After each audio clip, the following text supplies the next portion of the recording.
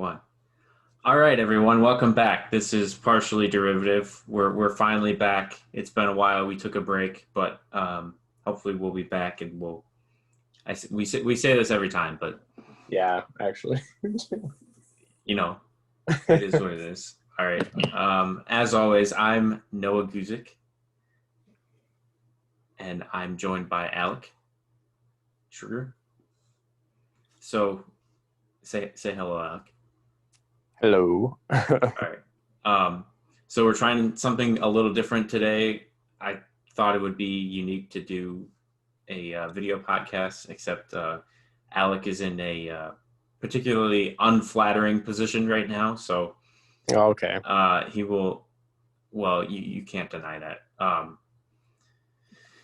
His avatar for today is Chris R. So there's And you that. know what movie it's from, I hope, Yeah. right? Yeah. Leave a comment if you know what movie it's from. I'm in my Have room. you ever seen that so movie? Have you ever? I know you said you didn't watch The Disaster Artist, but No, I've never seen The Disaster Artist or The Room. okay, because some people think it's like a cult classic, or I mean, maybe it is, but I watched it and it's not even a bad good movie or a good bad movie. It's not. I just think it's stupid overall, but It is. I think the Chris R thing is funny just because of like how it's portrayed in the movie, how the dude's name is just Chris R. So Chris-R. yeah, Chris Dash. It's like You can find Alec on Twitter and Facebook at Chris-R. yep. I paid for the rights to have that username. He's verified on Twitter. Yeah, I use my life savings for that. But yeah, I that movie's just it's not even a good bad movie, but the name is funny. So that's who I'll be today. All right. So, like I said, we're going to try something different. Right now, we're on Zoom. We're using Zoom. I'm recording the video and the audio. So, we'll be up on the normal platforms like Spotify, Apple Podcasts. There's another one that the app I use puts it up on, but I forget what it is. Also, since we do have It's the like video, Anchor. we're gonna yeah. Okay, cool. Since we do have the video, we will put it on YouTube, and then hopefully in the future we will be able to live stream it so you can watch it live. All right, so today the topic is cryptocurrency. So this has been the big buzzword for the past couple years, especially with Bitcoin being the major cryptocurrency. So we just have an outline here. We're going to go over obviously the basics. It is the underlying technology behind it, the math. It's very math based, but we're going to try to distill it down. We're going to try to give you the basics. So we're going to talk about blockchain, decentralization, and what the point is of cryptocurrency and other things built on the blockchain. We're going to talk about the coins themselves. So obviously Bitcoin, as well as some other popular ones like Ethereum and Cardano, and of course the meme coin, Dogecoin. We're going to talk about some developments with the blockchain and cryptocurrency, like smart contracts and Chainlink. And then we're also going to talk about some wider applications of the blockchain, such as securing data like medical data, NFTs. We're going to do a short synopsis of NFTs. And there's another application of voting, and basically anything that you can apply decentralization to. So yeah, let's start right into it. So the blockchain, basically, this is what enables all of these coins and these applications. The blockchain is literally a chain, and like I said, it's very heavily based on math, because cryptocurrency is called cryptocurrency because it uses cryptography, which uses math, a lot of math. So do you want to go ahead and give your description of blockchain? So I think what we're going to do is we're going to give both of our descriptions of blockchain, like how we think of it, and then hopefully the viewers and listeners will be able to pick one and hopefully get a grasp of it for themselves. So if you want to go ahead and give your description of the blockchain. Well, I mean, I just have a very like, I guess, base level understanding of most of the stuff we're going to talk about today, just from like stuff I've read online or, from different sources. But to me, like the like blockchain, I guess, would be the overlying technology that is fueling, Bitcoin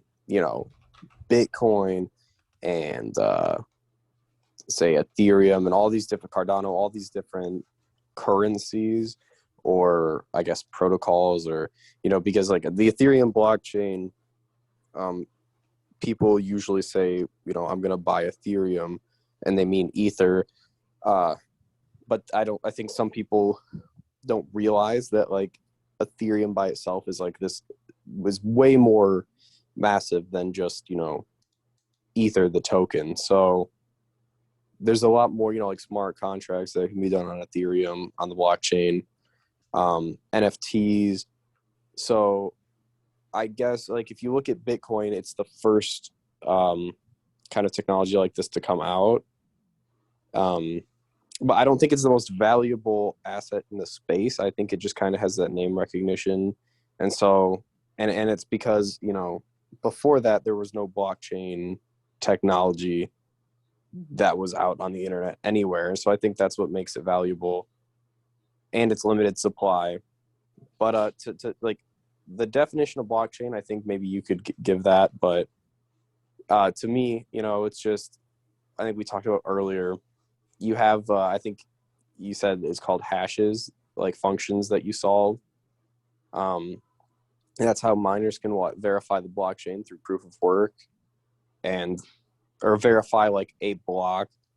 And from my understanding, it's you have these blocks that are put together by having, what is it, the hash of the last block in the top line of the next block.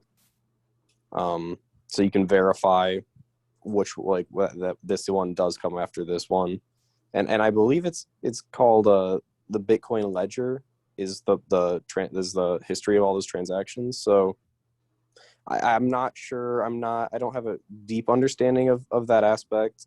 But I do know that like the other, like Ethereum, Cardano, all that stuff that's coming after is kind of building off of what the idea of Bitcoin brought to the table for people. So once that came out, people saw that.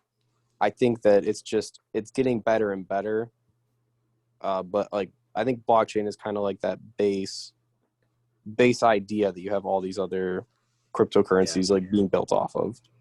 Yeah. So blockchain is basically what these decentralized, whether they be currencies or applications or anything are based off of. You are correct. You said, it's a decentralized ledger. So I actually pulled up a quick article. So I'm just going to read like their definition of the blockchain. So blockchain is sometimes referred to as distributed ledger technology, and it makes the history of any digital asset unalterable and transparent through the use of decentralization and cryptographic hashing. So basically, as it says, decentralization is the key. There is not one central database. There is not one, it's not like the government or Google has a server that they keep all this information on. It's distributed through a peer-to-peer network. So that means anybody on the network has a copy of the ledger. This website gives an analogy for understanding blockchain. The analogy is a Google Doc. If anybody's ever used Google Docs, I'm sure you have. So when you create a document, you share it with the group of people. So the document is distributed because it's decentralized and it gives everyone access to the document at the same time. So no one is locked out awaiting changes from another party, while all modifications to the doc are being recorded in real time, making changes completely transparent. So blockchain is much more complicated than that because of the addition of cryptography, but it's just a quick analogy to get the basic understanding. So just also on this website is builtin.com/blockchain. So anybody can go to this if they want to read more. So a quick overview of blockchain is it's a database that stores encrypted blocks of data and then chains them together to form a chronological single source of truth for the data. So it's all about storing data in a decentralized way. We're going to use the word decentralized a lot because that's what blockchain is all about.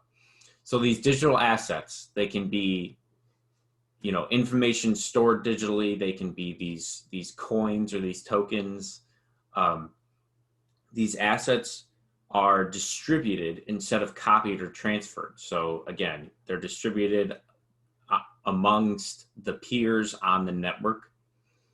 The asset itself is also decentralized, so it allows for full-time access and transparency to the public. So anybody can access it at any time.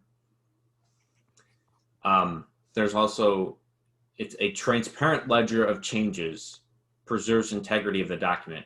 So when they say transparent, it's immediately broadcast to all the peers on the network. Again, it's not just one centralized authority that can change whatever they want.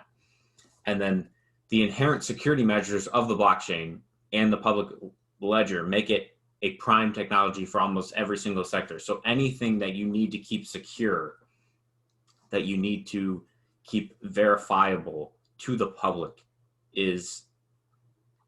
can stand to benefit from the use of the blockchain. So does that, I think that's a pretty good overview.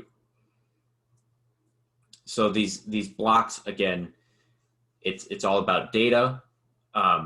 It's all about cryptography. So every chain consists of multiple blocks, and then each block has its three basic elements. So there's the data, whether it be transactions for cryptocurrency, whether it be personal data like medical data, whether it be cryptographic data. So there's the data. There's a 32-bit whole number called a nonce, and the nonce is randomly generated when a block is created, which then generates a block header hash. So the nonce is just a randomly generated number that cannot be easily replicated. Like there's no known function to get a nonce from an input.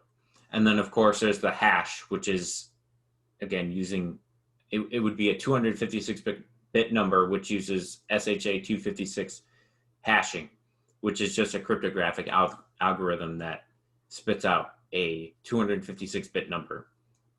And this number is wedded to the nonce, which is the random number. And it starts with a large number of zeros. So this is how mining works. Do you have anything else to add to that? No, I think that was pretty, I covered a lot of it. So basically the nonce is key to the cryptographic hash. The data in the block is considered signed and forever tied to the nonce and hash unless it is mined. So we can go into the next section on this website is actually miners. So the way, actually let's talk about the applications of Bitcoin and why Bitcoin exists. So what do you think what do you think made Bitcoin necessary? Well, I mean, do you have a strong opinion on on Bitcoin because I feel like I have like an opinion on it, but I'm sure you could prove me wrong if you knew a lot about it. I mean, not I mean, necessarily Bitcoin in particular, okay, but because I mean to just say that like I personally don't think that what Bitcoin is now, um, like I think if it was actually valued how it should be against say things like Cardano or Ethereum, that it's not as valuable. Like say like Ethereum, just what it can do versus what Bitcoin can do, or even Cardano versus what Cardano says it'll be able to do versus what even Ethereum can do, and then translate that down to like how far it is past Bitcoin. Like Bitcoin to me, if you like 10 years ago, I think Bitcoin's a big deal. Now, I think it's going to get flipped by Ethereum's market cap probably within a few years. It might get flipped in market cap like, you know, for a few days or weeks, you know, way sooner than that. But like Bitcoin, I think it's important because like you said, it's the first like it's the first application of blockchain that people were made aware of, right? Or it's I mean it's just the first that there was. So now, I mean, I think it's a proof that you can have like a trustless system where there's no centralized figure like a government, let's say, and you know, there's just the proof is to me like the daily volume of the Bitcoin that's traded.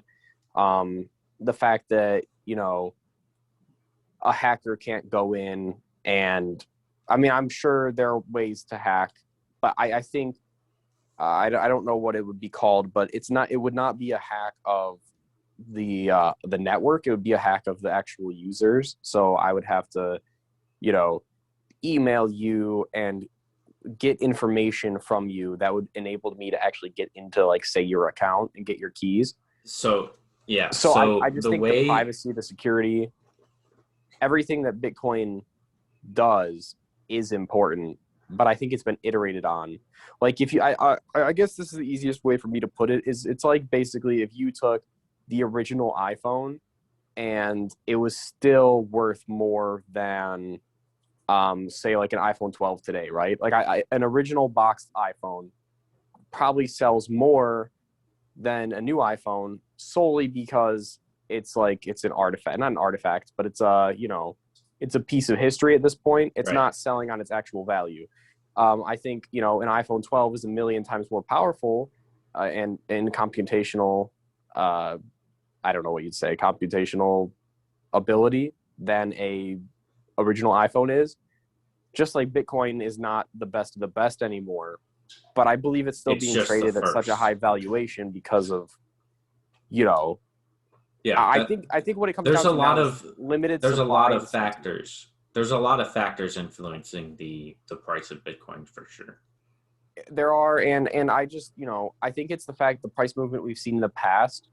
Um, I think people are applying and just it keeps it afloat. I don't know. I don't know. I'm not very knowledgeable about that, but Right, that's fine. I mean, it's a lot of our I think opinions. that you know because of what people have seen in the past, it's easy to say, okay, well, if Bitcoin's at $60,000 now, another 10x would be 600,000. And it's done 10x's before, so let me just go ahead and throw in, you know, I I put one believe Bitcoin. I believe the I forget who it was, but like the current main developer maybe of Bitcoin said, or someone related to Bitcoin said they expect it to like hit $1 million or something this year. And I'm like, I would say by it's not out of the realm 20 of possibility. mid 2030s, I think Bitcoin hits $1 million if it keeps up with the same like if it has the same popularity as it does now. Or I don't even mean to Right. say I mean, but popularity, that's the relevance. negative I think downside. relevance. That's the downside to cryptocurrencies is they're very volatile. Well, Um, because think about it. I mean, you like we're having this conversation about how Bitcoin's valuable because of you know I'm trying to say it's because it's like the iPhone thing, but I could be wrong. You know, maybe it still does have value, and I'm just not educated enough to know. But we could be talking about this now, and then in a year, Ethereum flips Bitcoin's market cap. Every coin is now, or token is now, correlated with Ethereum's price and not Bitcoin's price anymore. And now we're moving into the age of like, the technology does matter more than just the limited supply of Bitcoin, right? Because Ethereum has like 115 million coins in circulation, and it's going to be burned for a period actually because they're moving to proof of stake and whatnot. So that'll have a limited supply, but Bitcoin only has 21 million. So, there's 7 billion people in the world. To get, one of 21 million coins, and not even 21 million because there's a bunch of lost ones. So if we move away from like that being the value basis, is that, it's scarce, I guess, and you move to like, the technology is really good, then I think we could see Ethereum flip the market cap and then have things correlate with Ethereum and not Bitcoin.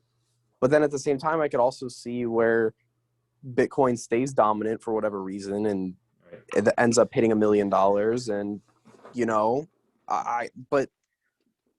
I'm a strong believer that if you pick a cryptocurrency that's in like the top 10 of market cap, or you pick something that just has good fundamentals, the crypto space in general should have a lot more money come into it in the next few years.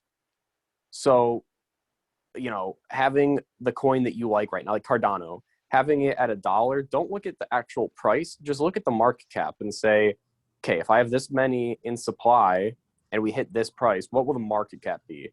And you can really, like, if Bitcoin is the one that's, dominant, you can say if Bitcoin were to theoretically hit like $10 trillion market cap, if Cardano was still at a $60 billion market cap, that just would not happen. So Yeah.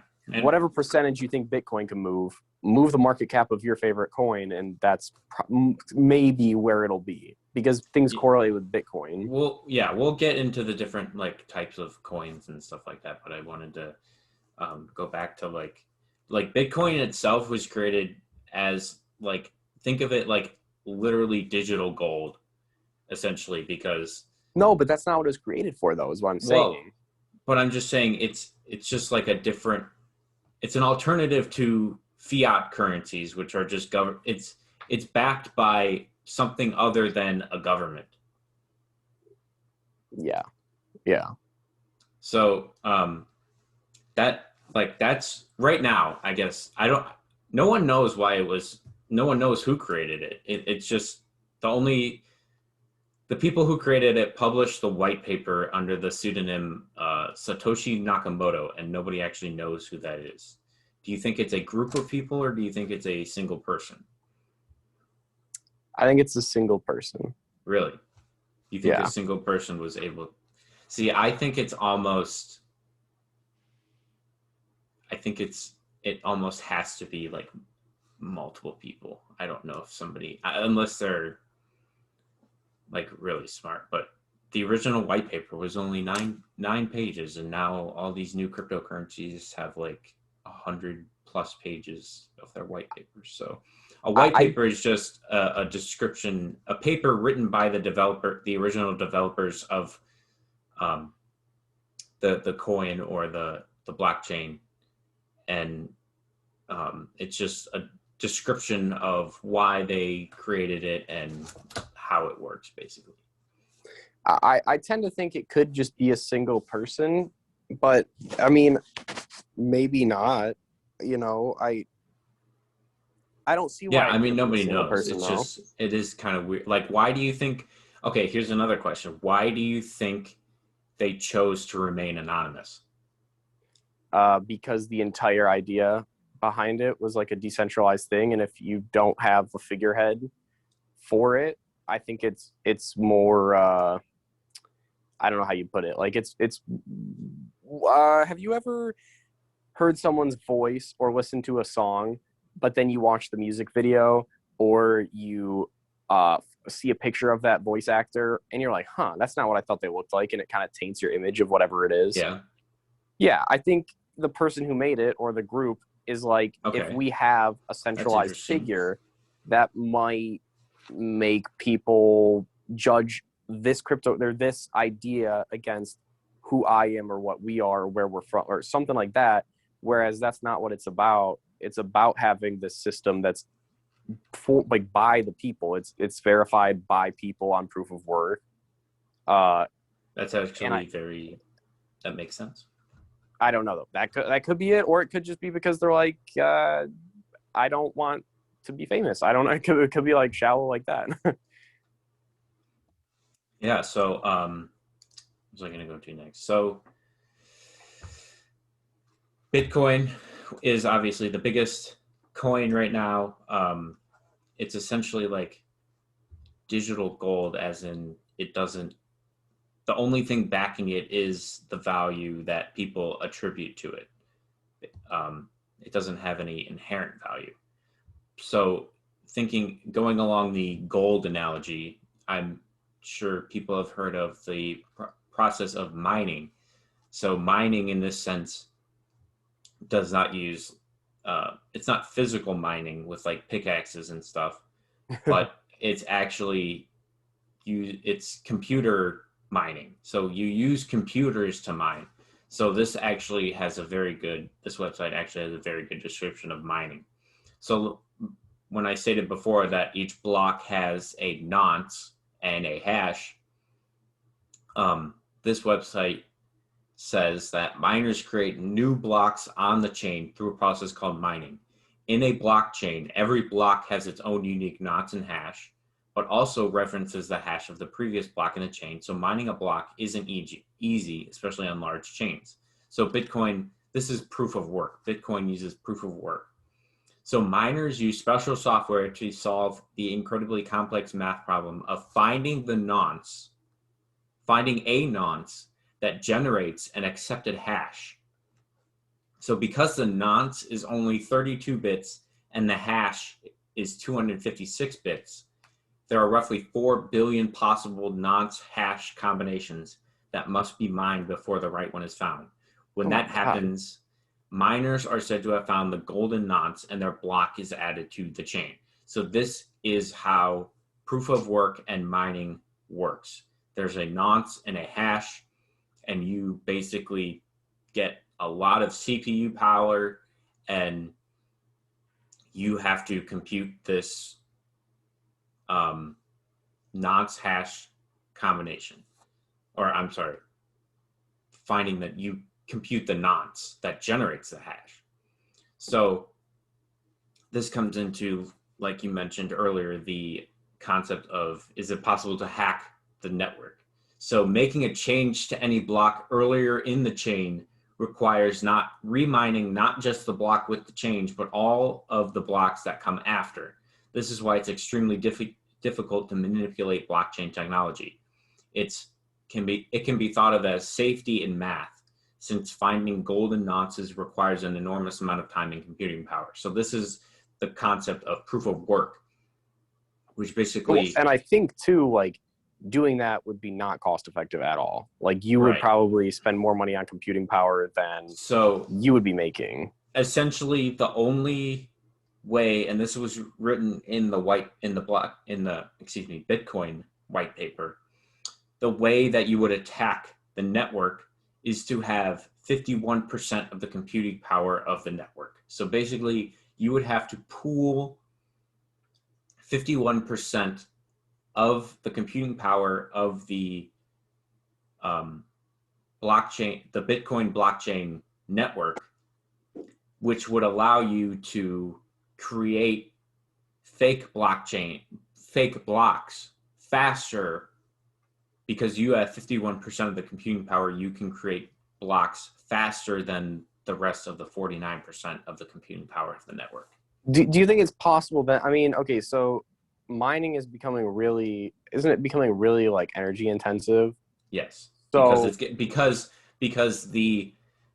it's becoming energy intensive because the math involved in generating the nonce is getting harder and harder. So each time a block is added to the chain, the computational power to create the next block in the chain increases I believe it increases exponentially. So So isn't Bitcoin kind of making itself more centralized? Because like you're gonna have to have higher and higher and higher what like capital to be able to actually mine this stuff. So Bitcoin went from being mined by regular people with regular computers, right? To now you have the like mining rigs and companies that specifically yes. mine. I mean, so aren't we sort of moving? I'd love to see what the percentage of, I don't know if you get what I'm trying to The say, like the pools, they're percentage they're of big, the pools biggest there pools. are. So I actually looked that up. Because the dominance has to be going up for, or like the, like it Right. might be Yeah. 1% among 100 people, but now it's 20% here, 15% here, and you probably don't have a lot of 1%ers, right? I mean, like, So guess where the largest concentration of mining pools is right now? I bet you'll Russia, never guess. Close. Ukraine. No, not geographically, but Oh, oh, oh, China. yes, China. So China contains 76%. This is according to buybitcoinworldwide.com. China contains 76% of the 20 major, of the mining power of the network. The United So, States contains 3%. but regardless of like a country's overall power, like, is there anything that shows the individual miners if there's Yes. like a certain Yes. percentage? So the biggest pools, so a pool is just, it's just, hold on one second. They're mining pools are just groups of cooperating miners who agree to share block rewards in proportion to their contributed mining hash. So a mining pool is still, it's actually a very interesting concept. They're cooperating, but it's still, you get the reward based on your contribution. Okay. So they smooth out rewards and make them more predictable, but they obviously, unfortunately, concentrate power to the mining pool's owner. Miners can choose to redirect their hashing power to a different mining pool at any time. So the biggest mining pools right now are F2 pool is in China. It mines about 19% of all blocks. So I mean, how difficult is it for that person to then just take 51%? I mean, especially Well, with China okay, so having. right. So if all of the biggest mining pools are in China, so the top four mining pools are in China. So the top four are F2 pool, Ant pool, Via BTC, and Poolin. So it goes 19% for F2 pool, Ant pool is 14%. Via BTC is 12% of all blocks, and Poolin is again 12% of all blocks. So that is, hold on, 33% plus 12 is 45%. So that is 50%, 57% of all blocks are mined in China. Now these are different pools, but it's still more than 57%. So if all, more than 51%. So if all of these pools in China pooled their computational power, they would have 51% of the computational power of the network. I'm sure there's something we're missing because that doesn't sound right. Like, I mean, because if you were a pool operator, right? Like you say, okay, look, I'm gonna use all your computational power to do this. I feel like you could scheme to, take over 51%, right? I mean, it sounds like Well, let me look straightforward, that but up. I'm sure there's something we're missing. Why do Bitcoin pools not? Because I don't know the answer. I believe it would probably have something to do with, it would affect the price, because if people just, if all these mining pools in China just combine their mining power, then everybody would be like, there's no point. Like, the value of Bitcoin would drop. Like, it makes me think, like, if I posted this question on Reddit, there'd be some guy going, well, actually. And so that's why I'm not buying that. I'm sure there's some solution to this. So obviously the mining pools still share reward. But they share rewards. But I mean, it seems like the inevitability of Bitcoin is to gravitate towards like centralization because of this, because so of the proof there's of work. actually a paper, I'm just Googling right now. There's actually a paper, which I have not read, from Cornell in the computer science department titled "Majority is Not Enough, Bitcoin Mining is Vulnerable." So the Bitcoin mining protocol is not incentive compatible. We present an attack with which colluding miners obtain a revenue larger than their fair share. This attack can have significant consequences for Bitcoin. Rational miners will prefer to join the selfish miners, and the colluding group will increase in size until it becomes a majority. At this point, the Bitcoin system ceases to be a decentralized currency. Do you know what I just thought, though? Do you know what I just thought of, though? What? The incentive for them to not do that is that then they would then the whole system would fail, and all of what they're mining would become worthless. Well, yeah, that's what I'm saying. It would affect if everybody else found out about it, then it would become worthless because it's no longer decentralized. So they have an incentive. Yeah. Obviously China, their incentives are different, but. And you know what? Here's what I'm thinking. I'm thinking this is that will never happen, because what I'm pretty sure ends up happening is that these mining people, whoever, end up storing large amounts of Bitcoin to then dump into the market to crash the market and buy back at lower prices. And I would bet that is more profitable than messing everything up by taking 51% and attacking the network that you're trying to make revenue off of. Like, if somebody went ahead and just, if the government, let's say, made a bunch of shitload of money and then was just like, all right, we have this much money now, people would be like, no. And it would that's what inflation is, right? I mean, like, you can't just print money, or you can, I guess, but then it inflates. So this website is saying, while we can see which mining pools are the largest, it's important to understand that the hash power pointed towards a mining pool isn't necessarily owned by the mining pool itself. So hash power, basically, proof of work is dependent on, again, what's called hash power. So it uses GPUs to compute the hash. And I'm not sure why it uses GPUs over CPUs, but GPUs take up a lot of energy. They take up a lot of power. They give off a lot of heat.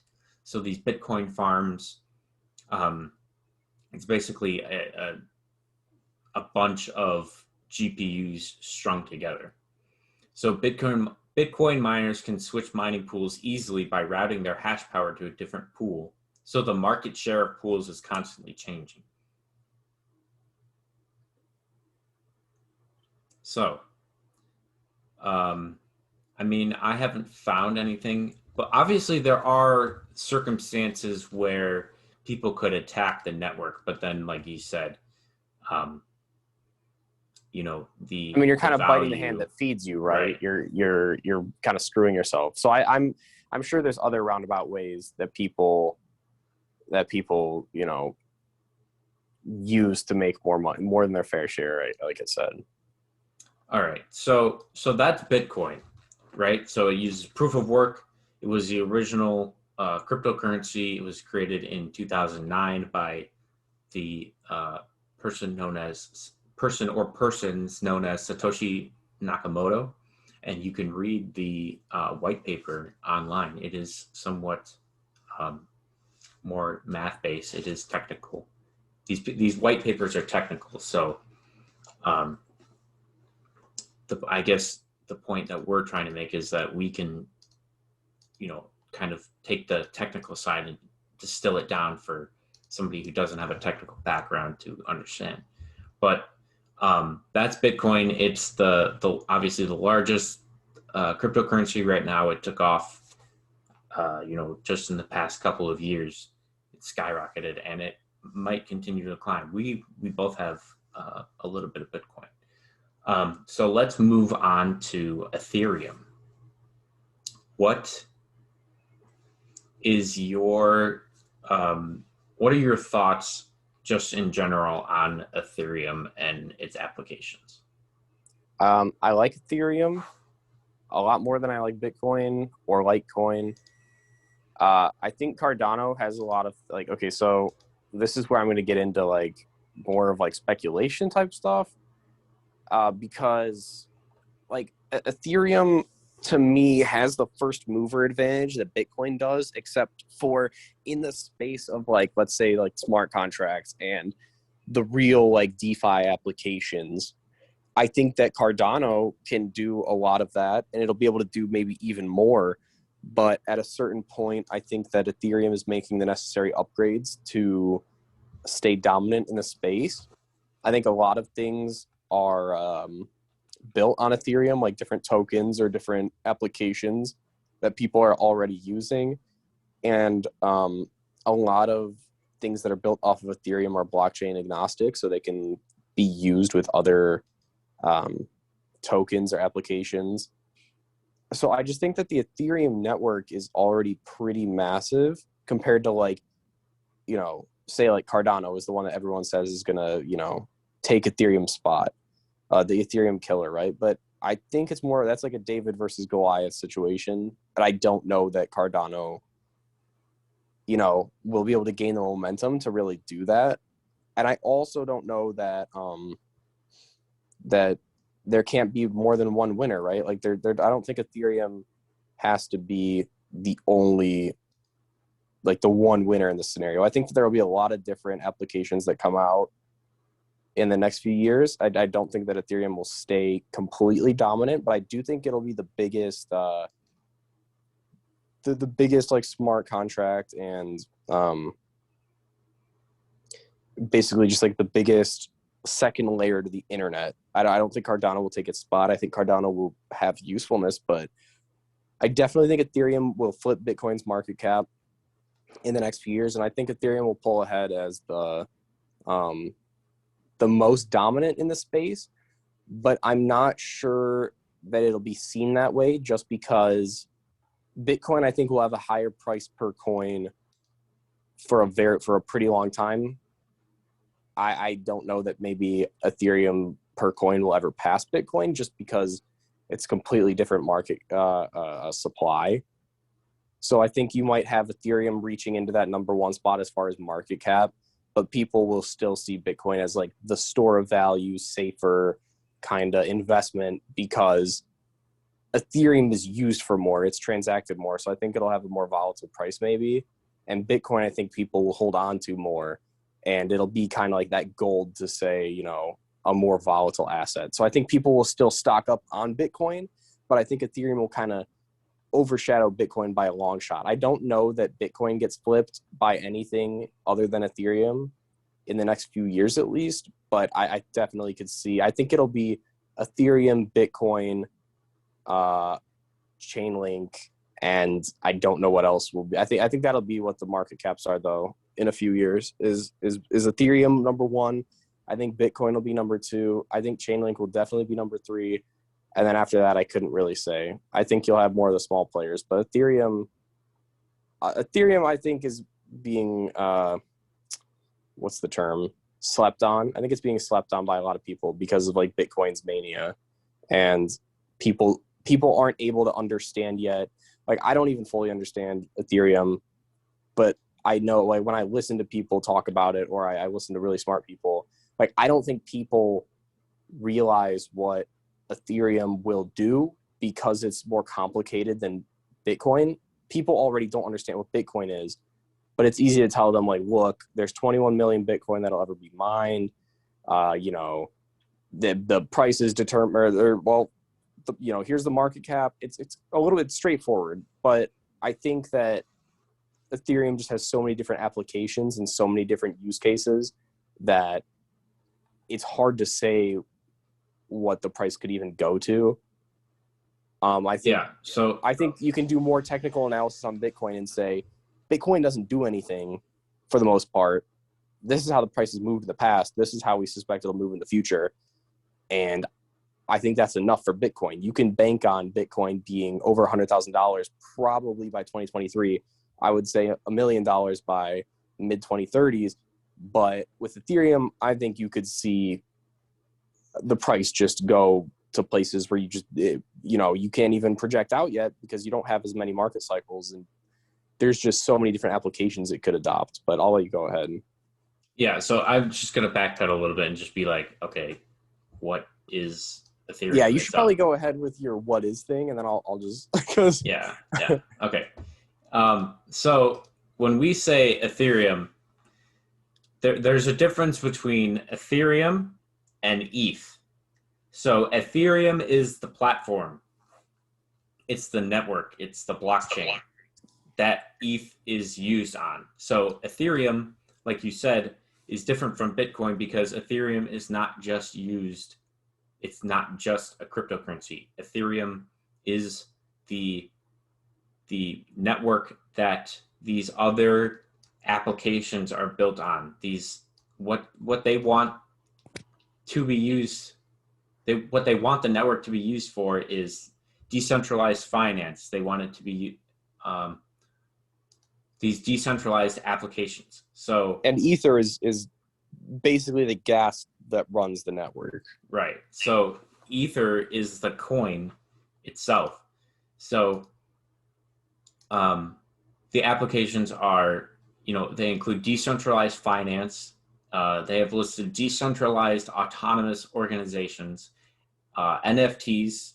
I'm sure some people have heard of NFTs, but the concept is the same. It's decentralized. Let me look. I'm on their website right now. So Ethereum itself and all of these blockchains or these networks that are created like Bitcoin and Ethereum, they're all open source. So literally anybody with a technical background can go and modify them and create their own coin or network, or they can fork the network. So Ethereum is open access. This is the listing on their website. Ethereum is open access to digital money and data-friendly services for everyone, no matter your background or location. It's a community-built technology, open source, behind the cryptocurrency Ether and thousands of applications you can use today. So, banking. We just found out that Brave uses coins when you browse using Brave, which I might actually switch to soon, because I like that idea. So Ethereum itself is the technology that lets you send cryptocurrency, and it powers the applications that everyone and anyone can use, and no one can take it down. And they say it's the world's programmable blockchain. It builds on Bitcoin's innovations with some big differences. Both let you use digital money without payment providers or banks, but Ethereum is programmable, so you can use it for lots of different digital assets, even Bitcoin. This also means Ethereum is for more than payments. It's a marketplace of financial services, games, etc. So the biggest thing about Ethereum is it uses smart contracts. So if we go to ETH, so it's secured by cryptography, again, peer-to-peer. The only thing that's funny about these cryptocurrencies is that you don't usually have like whole numbers of these cryptocurrencies. A lot of times you can have 0.0005. I have like 0.0003 something worth of Bitcoin because I only put in $150 worth of Bitcoin. So that's just a different part. If you're going to use these cryptocurrencies in for everyday transactions, You're not going to say like, oh, I have 5 cents. You're going to say I have 0.003 Bitcoin.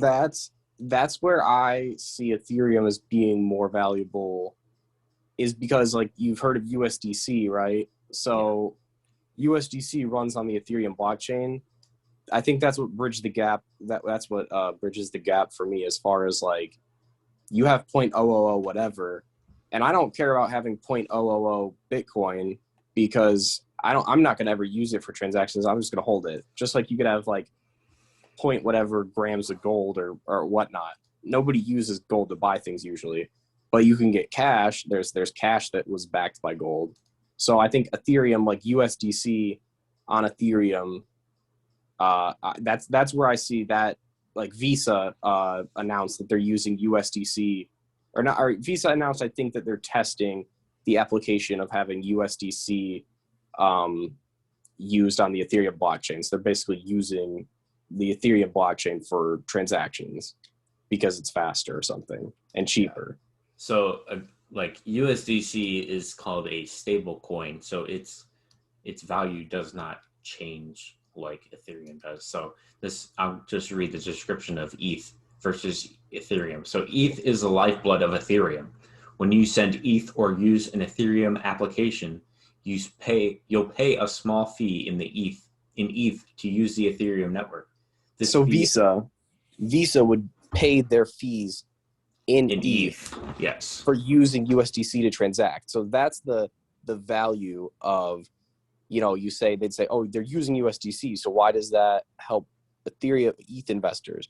It's because all the fees that they would have to pay for making the transactions in USDC would be in ETH, which would add value to the network.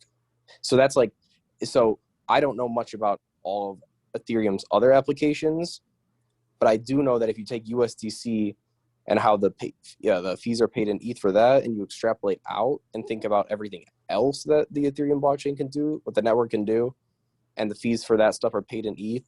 I mean, I think it's endless, the possibilities. So, but I'm sorry. No, you're fine. It's a conversation. I'm just reading the technical aspects. So, miners are like the record. So again, miners are also relevant to Ethereum. They're the record keepers of Ethereum. They check and prove that no one is cheating. Miners who do this work are also rewarded with small amounts of newly issued ETH. The work miners do keeps Ethereum secure and free of centralized control. ETH powers Ethereum. That's the key.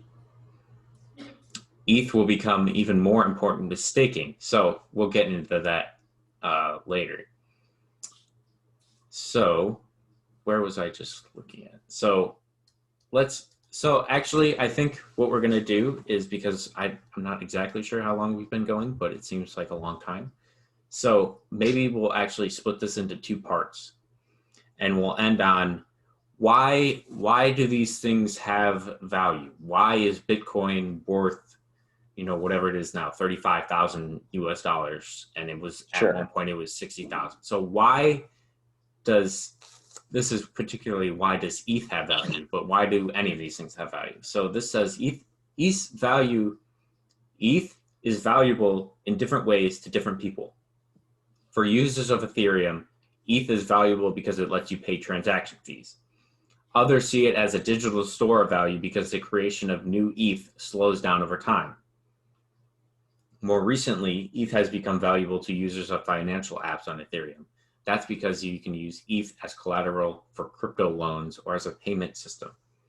It can also be seen as an investment similar to Bitcoin or other cryptocurrencies. So I don't know if this is, I think this is a valid comparison, but it's, especially Bitcoin. Bitcoin is essentially digital gold. Like, why does gold have value? It's because people attribute value to it, and it moves. It's much more volatile.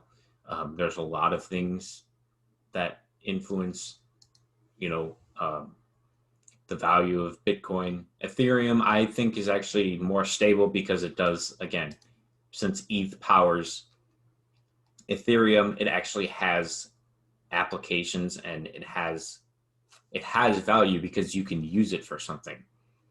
other than just as a digital store of value. So but the downside is it's much more volatile than, say, stocks, obviously. So I mean that's kind of where I get like, yeah, like Ethereum. You look at Ethereum and it's like it has value, and I look at Bitcoin and I'm gonna continue to buy Bitcoin, but it's only because I've been wrong in the past by not investing at certain times when the price was very low, because I was thinking exactly what we're thinking now, is it doesn't really do as much as Ethereum, but I'm definitely having more Ethereum in my portfolio, but I'm going to keep Bitcoin because I think that it's going to go somewhere. I don't think it has as much room to grow as, say, Ethereum right now, or any of these other DeFi applications. I think DeFi is the future of finance, and that's what I believe. I don't think Bitcoin has a place in that, but I think it does have that kind of gold value. It has the, we value gold this way. I guess we value Bitcoin this way. But, like oil, for instance. Like, I don't know what the market cap is on oil. Well, oil, I think is different because it's a commodity. I mean, yeah, okay. So oil is But more ETH would be a commodity. Yeah, okay. Oil is like compare is more applicable to be compared to Ethereum, and gold is like Bitcoin. That's what I would say. I agree with you. Because Ethereum is used for something, oil is used for something. So go ahead. I mean, and gold is still used for things, but clearly it's not valued at its fair value, right? I mean, yeah, I think that's an argument. Is like right now people say, oh, Bitcoin is falling in price. Oh my God. But I think it's closer to its fair value now than it was at 70,000. And as long as we're hanging around the fair value of Bitcoin, I don't think there's much of an issue. I've seen some technical analysis saying like, we're right now, Bitcoin is where it's supposed to be. When it was at 70,000, it was extended pretty far. Right.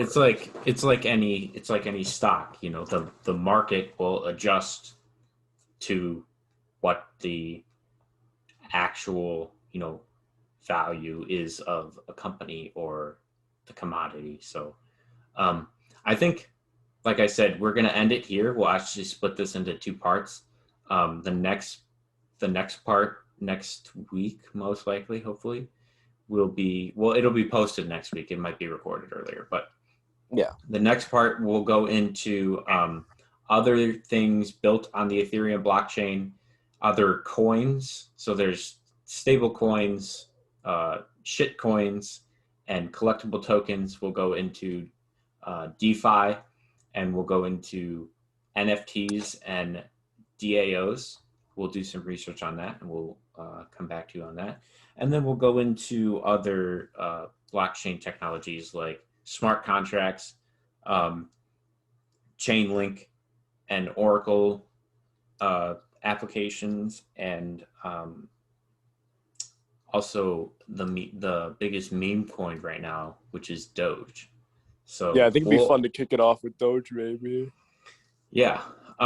So you have that to look forward to next week. Like I said, this will be posted on our normal audio only platforms as well as YouTube this time. So you can also follow Partially Derivative on Twitter, and I believe that's it. So we will see you next week, hopefully. If it's not next week, it'll be soon after that. Soon, 6 months. Yeah. 6 months later. All right. So that's it. We'll catch you next week.